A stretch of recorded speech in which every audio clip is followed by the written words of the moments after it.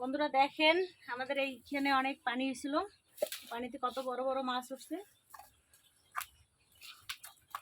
তো এগুলো আজকে রান্না করে দেখাবো। এগুলো থেকে সবগুলো তো রান্না করবো না, একটা রান্না করবো, দেখাবো। দেখেন কত বড় বড় মাছ, এগুলো আমাদের খালে ধরা পড়ছে।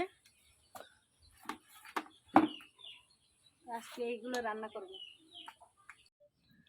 তো বন্ধুরা যে মাছগুলো নিয়েছিলাম, এই মাছগুলো যে আমি এখান থেকে একটা কাতল মাছ নিছি, আর এটা আজকে রান্না করব।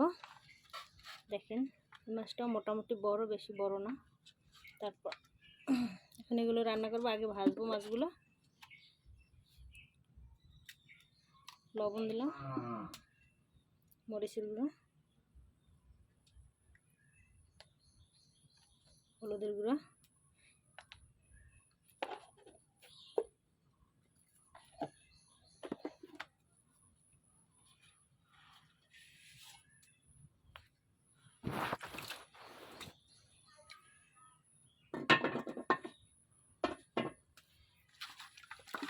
মাছগুলো তো মাখাই নেব।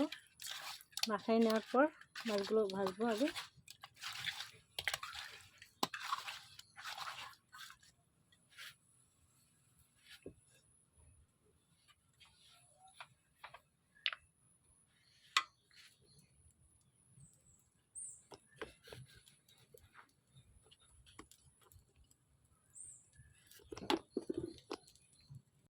মাছ ভাজার জন্য কড়াইতে তেল দিয়ে দিলাম।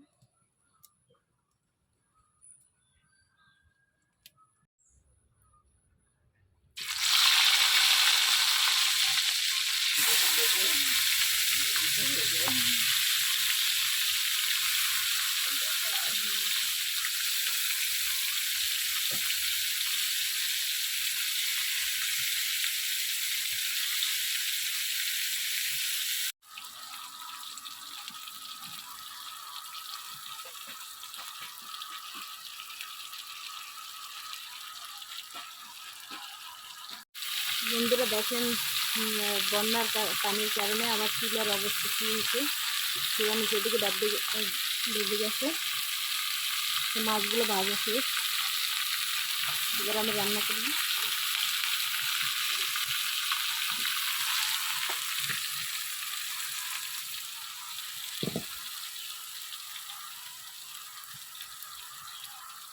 কড়াইতে পেঁয়াজ দিয়ে দিচ্ছি, তেল দেবো।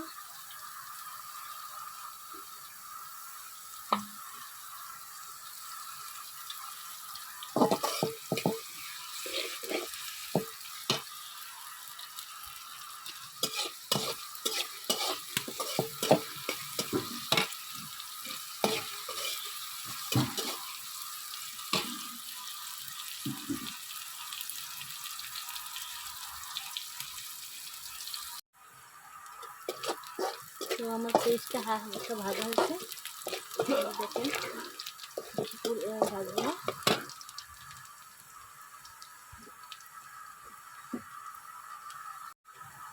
এর ভিতরে আমি আদা রসুন জিরে বাড়ছি, সেগুলো দিয়ে দেবো।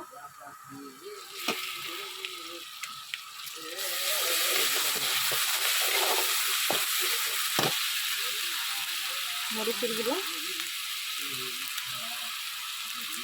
একটু ঝাল বেশি ব্যবহার করবো না। হলুদ গুঁড়ো,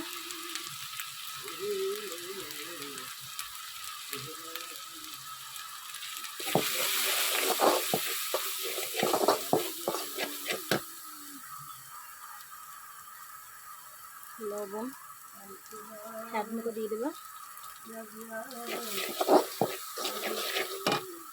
একটু পানি দিয়ে কষাই নেব।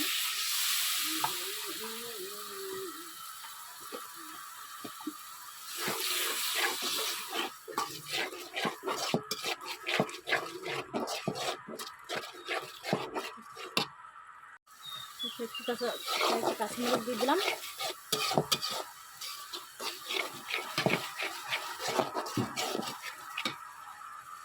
মশলাটা ভালো করে কষিয়ে আবার একটু পানি দিয়ে দেবো।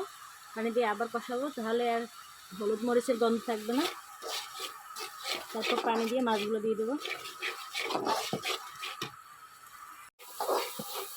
তো বন্ধুরা, আমার মশলাটা কষানো শেষ।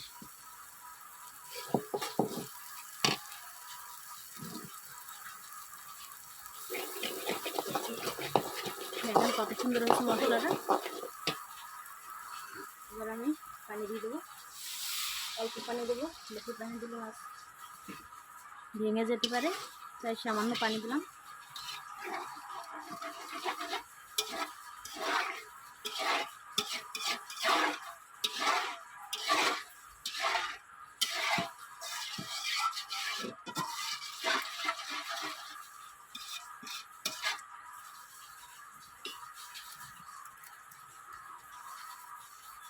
একটু বলক চলে আসলে মাছগুলো দিয়ে দেবো।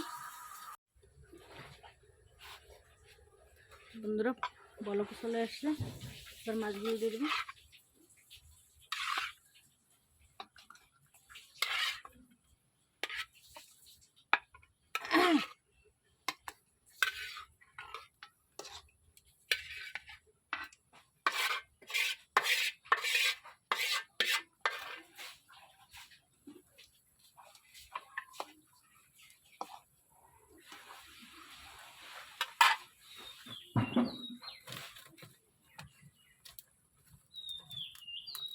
এবার একটু ঢাকনা দিয়ে দেবো। তো বন্ধুরা, আমার মাছ রান্না করা শেষ। দেখেন এরকম হালকা হালকা একটু ঝোল রাখবো আজকে।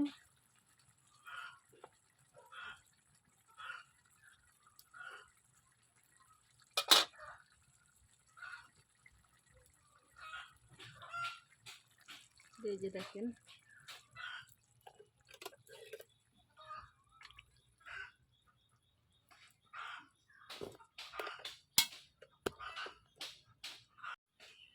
তো বন্ধুরা এরকম রাখলাম। এখন এর উপর থেকে জিরার গুঁড়ি দিয়ে দেবো, যেহেতু এখন ধনিয়া পাতার কোনো ই নাই, তাই আমি একটু জিরার গুঁড়ি দিয়ে দিলাম, ভাজা জিরার গুঁড়ি। তো এবার এভাবে রেখে দেবো। এভাবে আপনারা বাড়িতে রান্না করে দেখবেন, খেতে অনেক মজা। তো আমাদের বরিশালে বেশিরভাগ ক্ষেত্রে এরকম রান্না করা হয়।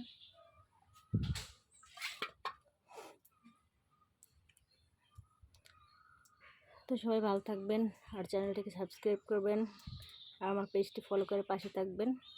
ভালো থাকবেন সবাই, আল্লাহ হাফেজ।